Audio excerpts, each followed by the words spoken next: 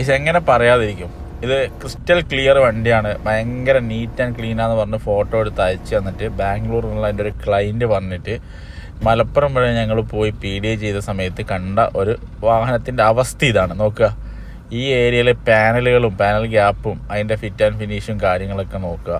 സൈഡിൽ നിന്ന് നമ്മളിങ്ങനെ നോക്കുമ്പോൾ തന്നെ മനസ്സിലാവും എത്രത്തോളം റീപെയിൻറ്റും കാര്യങ്ങളും വാഹനത്തിനകത്ത് കയറിയിട്ടുണ്ടെന്ന്. വന്ന് നോക്കിയപ്പോൾ തന്നെ മനസ്സിലായി മെയിൻ ഗ്ലാസ് റീപ്ലേസ് ആണെന്ന്. ഡോറ് തുറക്കുന്ന സമയത്ത് മറ്റേ മണിച്ചിത്രത്താഴിൽ ഡോറ് തുറക്കുന്ന പോലെയാണ് സൗണ്ടും കാര്യങ്ങളും കേൾക്കുന്നത്. പിന്നെ സൈഡ് ഭാഗങ്ങളൊക്കെ, അതായത് നല്ല രീതിയിലൊരു ഇമ്പാക്റ്റുള്ളൊരു കൊളീഷൻ കഴിഞ്ഞ ശേഷം എടുത്തു വെച്ച വണ്ടിയാണ്. അപ്പോൾ കച്ചവടം ആവുന്നെങ്കിൽ കച്ചവടം ആയിക്കോട്ടെ എന്നുള്ള രീതിയിലായിരിക്കും അങ്ങനെ പറഞ്ഞത്. പക്ഷെ എന്തായാലും ഇതുപോലത്തെ കച്ചവടങ്ങളാണ് നമ്മൾ റിയാക്ട് ചെയ്യുന്നതും പ്രതികരിക്കുന്നതും ചെയ്യാൻ പാടില്ല എന്ന് പറയുന്നതും.